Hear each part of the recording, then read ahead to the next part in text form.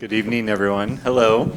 My name is Andrew Oot. I'm the Executive Director here at the Institute of Contemporary Art San Diego. It's lovely to have you all here. Thank you for joining for this wonderful talk that we're having this evening. A few things before we start. The Institute of Contemporary Art is a living laboratory for expanding the transformational power of art to build vibrant communities. Our exhibitions and events spark curiosity and open doors for new connections. Our learning tools help people connect the dots between art and their everyday lives, and all of our programs are designed to foster a thriving contemporary art ecosystem in San Diego. We would like to acknowledge that our central campus, where we are today, sits on the ancestral homeland of the Kumeyaay peoples, and our north campus in Encinitas is located on the ancestral land of the Rincon Band of the Luiseno people. We wish to pay our respects to the ancestors, elders, and relatives of the Kumeyaay Nation and Rincon Band of Luiseno people who have cared for the land on which ICA San Diego resides. We, as visitors, we recognize that their pain and suffering has made it possible for us to be here today. We are committed to standing in solidarity by respecting the land and its people. Today, I'd like to thank the Board of Directors, who are very much a part of making all this possible here today, and all of our events and exhibitions. Our ICA team, who I know are all throughout the space. I'm looking at you in your eyes, so thank you very much for making this event and the exhibition possible. Thank you. Round of applause. And to Jordan Karney Chaim, our curator, and to her curatorial team for being able to put all this work together with Pinar Yoldas, the artist here, Dr. Pinar. To our learning and engagement team preparing the activity that's in the Education Hub. If you haven't gone, please go check it out. It is for all ages. You do not have to be a kid to do art activities. It is fun and engaging, and it's a wonderful program. So thank you to that team, and to our visitor experience team, who also was welcoming you into our space and provide a wonderful experience for our visitors throughout the week, throughout the months, throughout the year. This season of exhibitions, the Interface season, lasts from January to December, and it is supported by the Linda Brandes Foundation, the Tippett Foundation, the Buchenbach Foundation, and the City of San Diego. This specific exhibition has also been supported by Saha, supporting contemporary art from Turkey, and by Sean Leffers, one of our board members. Very last thing. ICA San Diego is also proud to partner with World Design Capital to support the promotion of our exhibitions throughout the year. And thank you also to Michael Burkhart and the UCSD Design Lab, who helped with the production of this exhibition. And very lastly, thank you to all of our members. Your contribution, your support helps build this community, and your financial support makes it so everyone else can come in for free. All of our exhibitions, all of our spaces, all of our events are free because of you. So thank you for becoming a member, if you are going to be a member today. And thank you for all those who are already members. Thank you, lastly, for coming tonight. I am going to pass the mic on to Jordan to begin this presentation tonight. But lastly, thank you, all of you, for being here.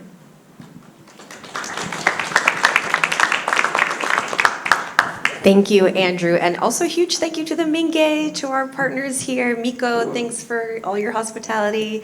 We're thrilled to be able to share this space with you.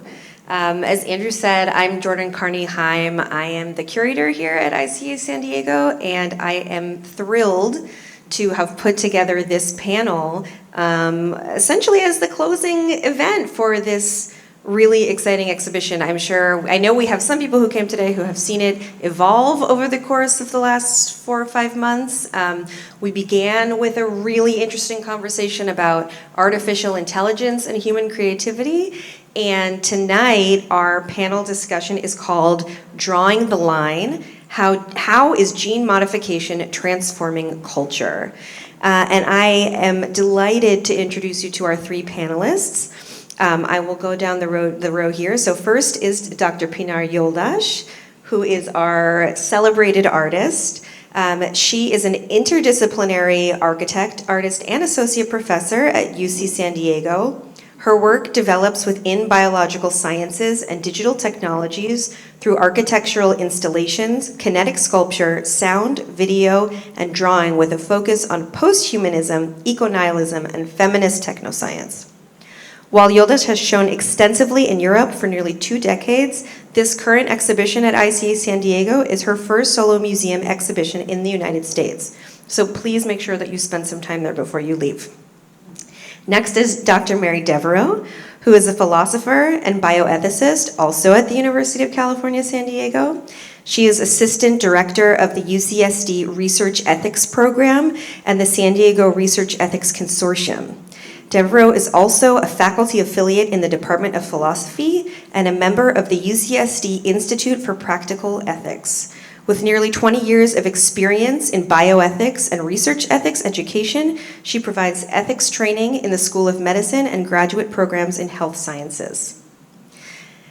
And down there at the end is Dr. Ethan Bier, who is a distinguished professor in the section of Cell and Developmental Biology at UCSD.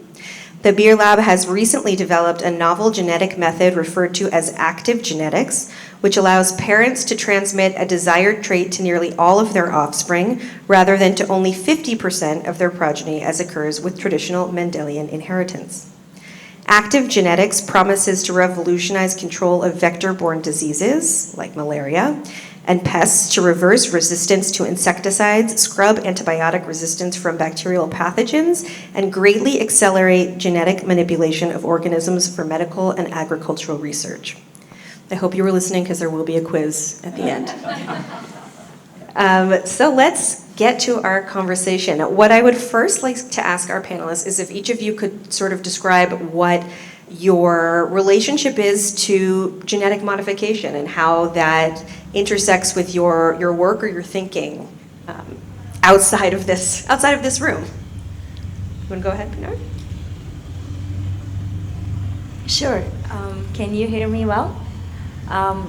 First, I want to thank back. I want to thank ICA for allowing me to, bring some of these ideas to San Diego. And I believe that art is evolutionary, and we can talk about that. So there was definitely an evolution throughout this exhibition as well. Things changed and evolved. We had a wall drawing emerge, etc. So that's actually a unique opportunity for me to be local and to be making art where I live. So thank you so much for that, for giving me that. Now, I think my first, the first time I started thinking about gene editing, etc., was a very long time ago. But there's this story of Pygmalion, the sculptor. And there has always been this kind of desire, and it keeps coming up in literature. I'm talking about maybe 1,000 years of literature, keeps coming up in different, texts, etc., that the sculptor makes a sculpture so lifelike that it moves, or speaks.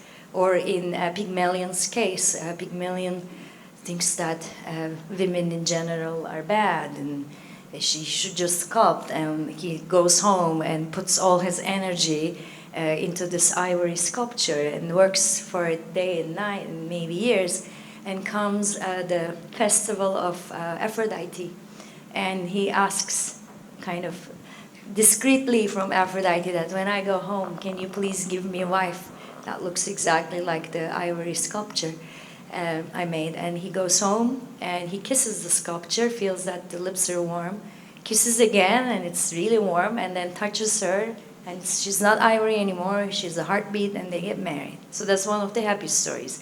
So I tried doing that too, kissing my sculptures.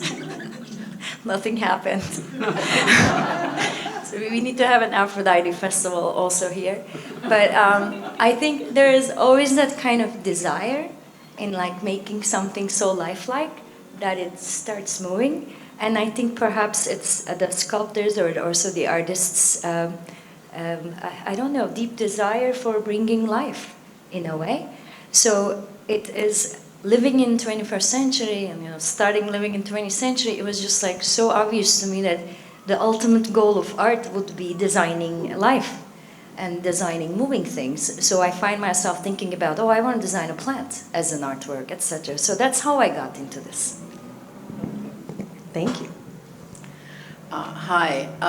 Well, my trajectory is a little different, but I'll start with another artwork, which is Mary Shelley's Frankenstein, which I used to teach quite regularly. I'm a philosopher by training, and I used to teach a course called Philosophy and Literature. So picking up on Pinar's opening, I think this idea of doing something to humanity, both at the individual level, but also sort of more broadly, is a very old one and a very deep philosophical idea. And this idea that we would transform humanity or transform individual bodies, I think, has, to take the negative side, given rise to objections kind of throughout history. I mean, the idea of Mary Shelley's Frankenstein is, scientists create monsters. Of course, if you remember the novel, Frankenstein is not the monster. Frankenstein is the scientist. It's Dr. Frankenstein. So this idea that somehow we shouldn't be transforming bodies or we shouldn't be doing things to transform species, I think is a really old one. But as I point out to my undergraduates when they raise this, we shouldn't be playing God. Well, then we shouldn't be doing medicine either, right? We probably shouldn't clean the kitchen or, kill off the mosquitoes in our yard or do any of those kinds of things. So I first got interested in this professionally because I was doing ethics. And Ethan and I have worked together now for probably 8, maybe 10 years. The first sort of thinking about genes and gene editing in the thing that sort of brought me into it was really embryonic stem cell research, because there was so much interest and so much opposition politically, financially, religiously, and ethically. And I was asked to go talk about embryonic stem cell research, about which I knew nothing. But no one else in my program wanted to do it. So I quite arrogantly said, I'm an ethicist, I can talk about anything. I'll do some reading and I'll go talk about embryonic stem cell research. So from stem cells, of course, people then, as we develop these gene editing tools called CRISPR and so on, from talking about what we could do with embryos and what we could do with driving cells in certain directions, we're now looking at actually modifying the genes. So that's how I got into the sort of social and political and ethical issues. And maybe I'll stop there because I think we'll have plenty of time to get into other specific issues. As Mary said, we've been working together for quite a while, and what brought us together initially was a very brilliant graduate student that I had in my lab, Valentino Gantz, was solving a very esoteric problem that I will not inflict on you in developmental biology, how you make a wing of a fruit fly. And in the process of doing that, he came up with a genetic widget that allowed itself to copy from one chromosome to another. And then the virtue of that was that he would be able to very rapidly identify mutants in a distantly related insect that had a certain characteristic that we were looking for. But then when we considered what that might do, we realized that it could also do exactly the same thing between generations as it was inherited from one generation to the next, and that what it would really do is it would copy itself so that all the children would inherit it.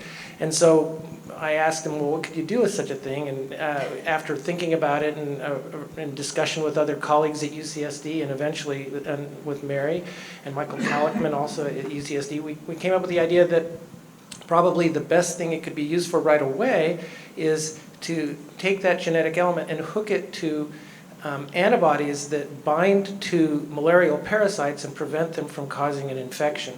And then if you distributed that through a mosquito, through an entire population of mosquitoes, which would spread very quickly in a population, then you would essentially immunize the mosquito population against malaria, and so you would have a handle on helping one of the most devastating diseases that's out there. And so we never really were part of that world before, but then we got involved in it, and then very quickly we got subsumed into the ethics and as she says, the Institute for Practical Ethics at UCSD with Craig Callender and John Evans is also another really strong interaction that we both have. And so it's brought us together. It's kind of, I think, a unique situation at UCSD where what we have is scientists and people in the humanities working really hand in hand, and as Mary says from the very beginning, to kind of, I think, take a leadership role in this particular area in looking forward in terms of how genetics and the ability to transform organisms could look in the future, and what it is that people should be thinking about more broadly in this arena, because of course what we're talking about is just one tiny aspect of what you can do with this CRISPR technology, which is what underpins what we use. But there's, for example, in 2019, you may be aware that what I call T0 has actually taken place already, which is the first moment that human beings transform their own DNA so that it gets inherited transgenerationally. We don't do that, okay? We work on mosquitoes. But this person, in an unlicensed way, did do this, and as a consequence, there are 3 young children out there. Is it Dr. Hay you're talking about? Dr. That's Hay. 2018. Like 1 year, it's just 2018? No? Well, 19 was when 19 he birth, yes, makes sense. But so that is, I think, that launches us into a completely new era. And I don't know if you've ever read Last and First Men by Olaf Stapleton, but it's one of my most favorite science fiction books, where he envisions, he wrote this in the 1930s, he envisions a future that will become more and more sophisticated in powers of 10. So 50 years from now, 100 years from now, 1,000, 10,000, a million years. What is consciousness like eventually? How do you get there? And so we are now, I think, at the launch point of where human beings, instead of having been under the control of evolution from natural selection, like Charles Darwin is so famous for having elucidated, we are now in a situation where we have the tools to control it ourselves. And of course, hopefully that will be done very carefully initially, but it will happen. And it's like a launch pad, and it's a vertical launch. It's going to go to places none of us can imagine. And I think this is a kind of thing that joins us all here together today to discuss. But perhaps it's also good to add that there is a lot of genetically modified food that we eat. Mm-hmm. Like any papaya you buy would be GMO. So it's actually, as you said, T0 for human gene modification, but gene editing is part of our lives already. Well, and the FDA just, very, very recently approved the first, gene-edited CRISPR sort of therapy for sickle cell anemia. Vertex, which is based in Boston, did this, and I believe there's another biotech that also has an advance for sickle cell technology. I mean, I have to say, I'm just astounded at the speed of this. In preparation for this, I was looking at, some of the things I've done over the years, and it was in, I think, 2019 that I wrote a paper with a physician colleague on gene editing and cystic fibrosis, and we were talking about when and why, in what conditions it would be ethically justified to do this. There are other, particularly altering the genome, right? Altering it not just for me, but for my children, my grandchildren, and so on. And that paper is already out of date. As a philosopher, I used to write a paper, and it would just stay out there, right? Now, everything that we are doing is continually changing. When I first started doing bioethics and research ethics at UCSD, 15 or 20 years ago, very few scientists were interested. It was just not part of the conversation. It is now part of the conversation across the board, and I think your opening panel at the beginning of your show was actually on AI and creativity, but also AI, creativity, and ethics. So I think we're starting to have a conversation we really need to have as sort of public.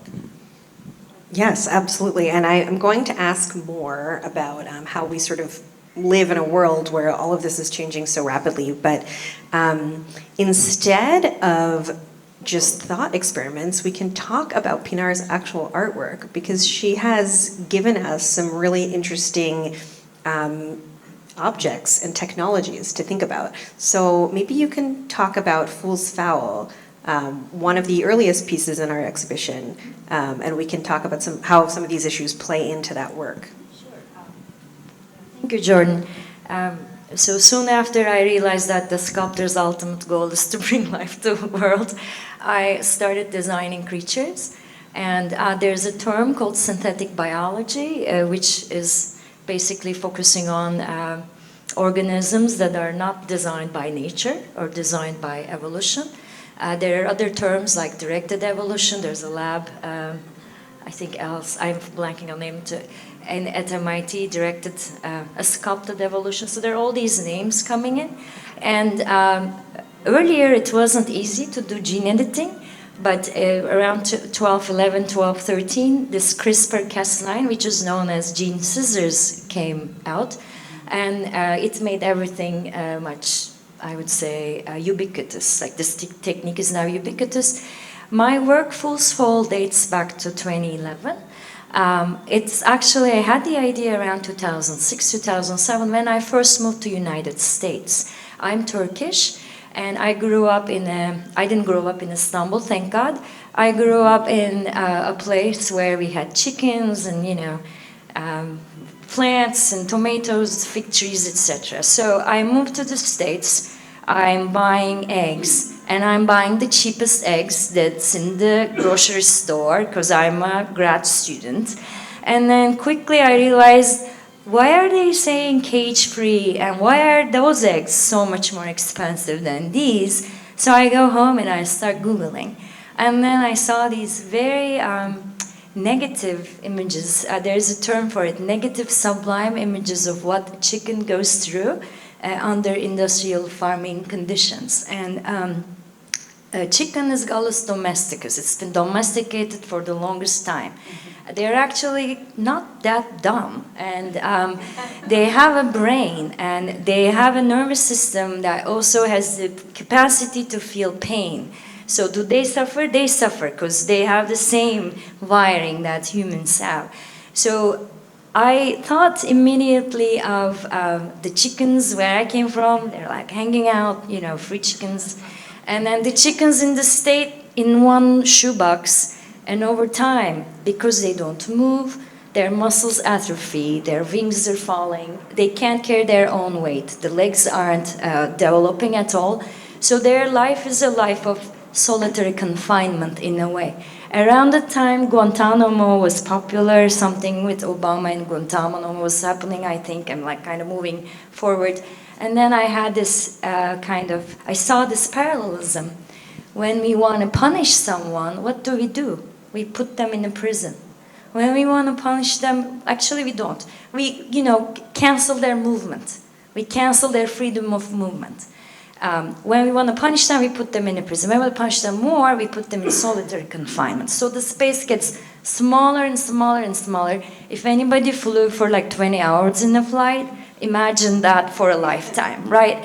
So that is not a pleasant experience. We suffer. It's a punishment. And we put the chicken to the same, we do the same thing that actually makes us feel bad to chicken en masse. So I thought, well, maybe there's a way to create suffering-free eggs. And around the time I just started my PhD in neuroscience. And in neuroscience, there is a theory backed by Daniel Wolpert. He has a quote which says, the question is, why do we have brains? Why did brains evolve? And his quote is, there's a blindingly obvious reason why brains evolved, and it's because we navigate complex space. So if you don't navigate complex space, you don't need a brain. Then he gives the example of a sea slug. The sea slug is an animal, starts its life like swimming and looking for a rock to land on. And then when it lands on the rock, the first thing it does for the rest of, to kind of sustain to start the second phase of his life is to eat its own brain. It eats the brain, then it becomes a plant, never leaves the rock ever again. Doesn't move after that. And Daniel Wilpert gives this as an example of what happens to people after they get tenured in academia, which is a joke that always works, and I am tenured. So, but it's really interesting that the moment movement is taken away, it's like there's no need for a centralized nervous system. So I designed Fool's Fall, and I came up with the name because Fool's Gold was, what I was thinking about. It's a chicken-like object that you put next to your kettle or your toaster or on top of your refrigerator, depending on of your kitchen architecture. And every 28 hours, it gives you eggs. If you want omegas in them, if you want iron extra, you put it through a feeder. It doesn't have all the wings and all those extra things that it never uses. And it can also express exotic feathers, because it doesn't have to express only chicken feathers. It can express different feathers, and then you can then pluck that and do something with that. So I thought, well, maybe this is an interesting idea, because I'm a sculptor. I built it as a prototype, and you can see them. They move a little bit. I'm lacking the anus on them right now, but that's where the egg comes from. So that's full in a very long version, actually. I was going to say nutshell. Just to be clear, no actual chickens were harmed in the making of Fool's Fall. But yeah, I mean, this became a really interesting talking point just sort of amongst us. So I didn't know if anyone had any thoughts. I know, Ethan, you mentioned something really interesting to me from the world of actual science. Yeah, I mentioned actually that to Pinar a little earlier is there's this, some scientists are very bold people who like attention. But there's this one fellow, Jim Smith, a biologist from the UK, who is the exact opposite. He's the mildest mannered person, does not want to attract attention. But he was working on a system in frogs where he did a genetic experiment that resulted in the frog developing without a head. And so that's just the outcome of what happens when you interfere with a particular gene. And so he proposed, in a kind of off-the-cuff way, not expecting it to cause any trouble, that if this would actually potentially be a way of creating meat in a painless way, because you could make meat from an animal that's all there except the head, and so it's not going to suffer, right? So that was what he thought.